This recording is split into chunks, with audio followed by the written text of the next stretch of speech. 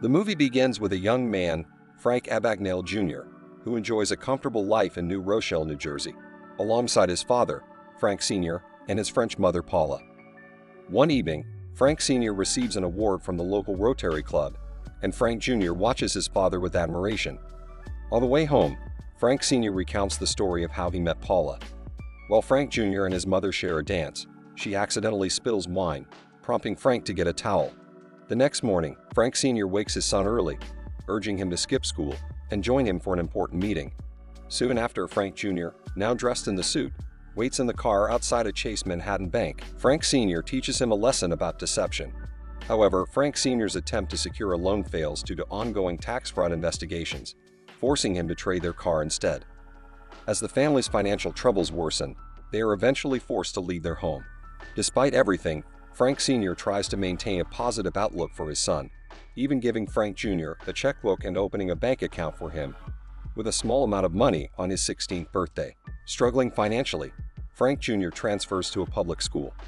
On his first day, he wears his private school uniform, unsure of what else to put on. But when he enters the classroom, one student mistakes him for a substitute teacher. Seizing the opportunity, Frank Jr. plays along, ordering the students to sit and taking control of the class. He even uses the chance to embarrass the bully.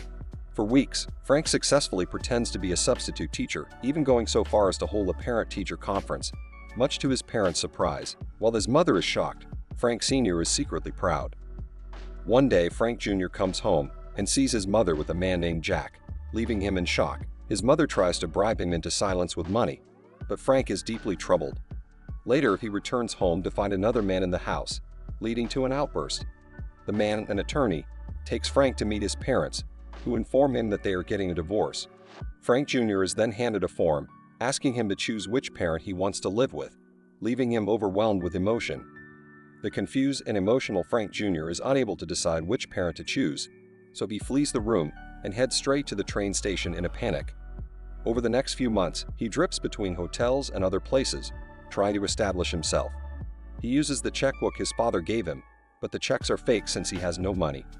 One day, despite still being a minor, Frank attempts to pass himself off as an older professional to secure a loan. He begins learning how to forge documents and checks, but is rejected by multiple banks as he's still a novice.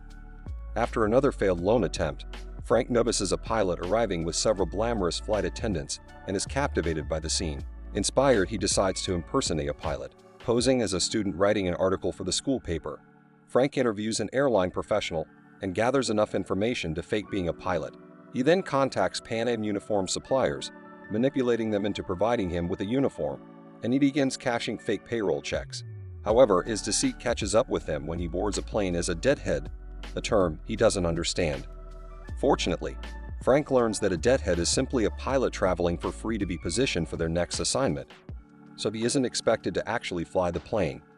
Over time, he successfully forges millions of dollars worth of checks with his charm and cunning. One day, Frank surprises his father with a Cadillac, but Frank Sr. refuses to accept it, fearing that the IRS will become suspicious. When Frank Jr. mentions his mother, Frank Sr. becomes emotional, but reassures his son that he's still fighting to bring their family back together, which is what Frank Jr. longs for most.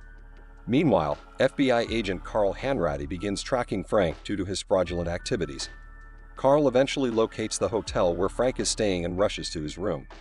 Carl bursts in, but Frank, calm and composed, claims to be Secret Service agent Barry Allen.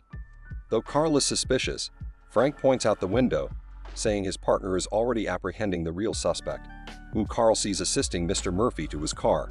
Carl relaxes, allowing Frank to escape. But once Carl checks Frank's wallet and finds no identification, he realizes he's been tricked. Frank continues his ruse as a pilot and learns more about aviation by pretending to be a student. An airline professional eventually confronts him and hands him a news article about a con artist, nicknamed the Skyway Man, posing as a pilot. The article compares the conman to James Bond, inspiring Frank to buy the same suit and car James Bond uses in the movies. On Christmas Eve, Carl sits alone at his desk, while others are with their families. Frank calls Carl, apologizing for deceiving him and suggesting a meeting at a hotel. Carl dismisses it as a bluff and teases Frank, pointing out that he's calling because he has no one else. Upset, Frank hangs up, leaving Carl amused. The next day, Carl looks up Barry Allen in the phone book and discovers that the name belongs to the superhero The Flash. He realizes Frank is just a kid and directs the FBI to search for missing children. Carl eventually tracks down Frank's mother, Paula, who is now remarried. She cooperates with the FBI and provides a yearbook photo of Frank, allowing Carl to identify him. Meanwhile, Frank continues living lavishly and throws extravagant parties. At one of these parties, a friend of his gets into an accident, and Frank visits him at the hospital, where he meets Brenda Strong, a young nurse. The two quickly fall for each other, and Frank, posing as a doctor named Frank Connors, secures a supervisory role at the hospital. Frank and Brenda's relationship blossoms, but during one romantic moment, Frank is called to the ER. Unfamiliar with medical procedures, he manages to bluff his way through the situation and avoid suspicion. Meanwhile, Carl meets with Frank Sr., immediately noticing where Frank Jr. inherited his charm. Frank Sr. remains vague about his son's whereabouts but insists he'll never give him up. As Carl leaves, he spots a letter from Frank Jr. on the table and notes the address. After some time, Frank confesses his true feelings to Brenda and even proposes marriage. They decide to meet Brenda's parents for lunch, and during the meal, Frank mentions that he's also a lawyer, like Brenda's father. This surprises Brenda, and she eagerly suggests that her father let Frank work with him in his law office. Later, Brenda's father confronts Frank, asking who he really is. Frank, in a moment of vulnerability, admits, "I'm not a doctor, not a lawyer, not a pilot. I'm just a kid who's in love with your daughter." Fortunately for Frank, Brenda's father misinterprets this confession as a metaphor and gives his blessing. Frank eventually passes the Louisiana bar exam and starts working for Brenda's father. He struggles with his new legal duties, even getting scolded by a judge for mishandling a case. At Brenda's house, he begins to feel disheartened as he watches her happy family, which reminds him of his broken home. Later, Frank meets his father at a bar and excitedly shares his hopes of reuniting their family. However, Frank Sr., now working at a post office, reveals that Frank's mother has remarried, deeply upsetting Frank Jr. He tells his father that he wants to stop running, but Frank Sr. encourages him to keep going. Disheartened, Frank leaves. On Christmas Eve, Frank once again calls Carl, asking for a truce and mentioning his upcoming marriage. Carl, however, insists that he has no choice but to catch him, as it's his job. Frank, disappointed, wishes Carl a Merry Christmas before hanging up. Carl realizes that Frank won't be changing his name because of the marriage, giving him a critical lead. Carl tracks Frank to Brenda's wedding party.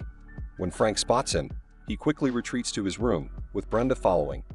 Frank finally confesses everything to her and gives her instructions to meet him at the airport in 2 days.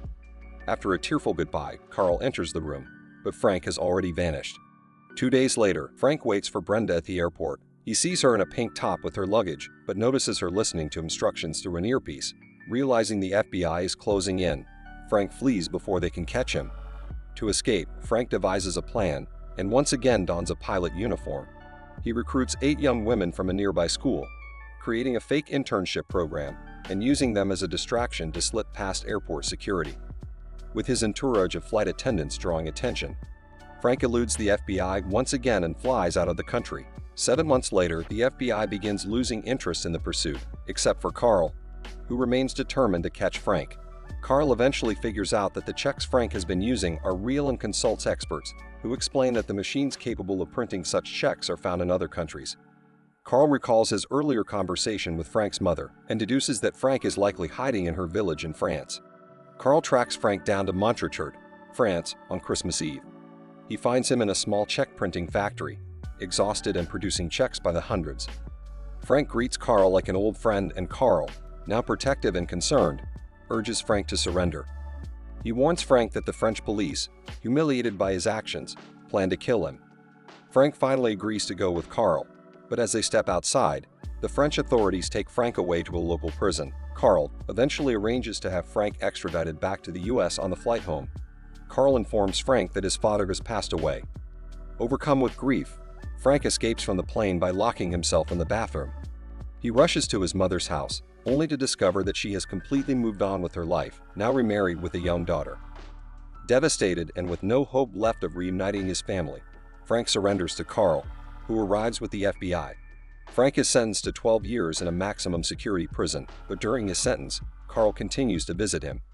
During one visit, Carl shows Frank a fraudulent check he's investigating. Frank immediately spots that the bank teller is part of the scheme.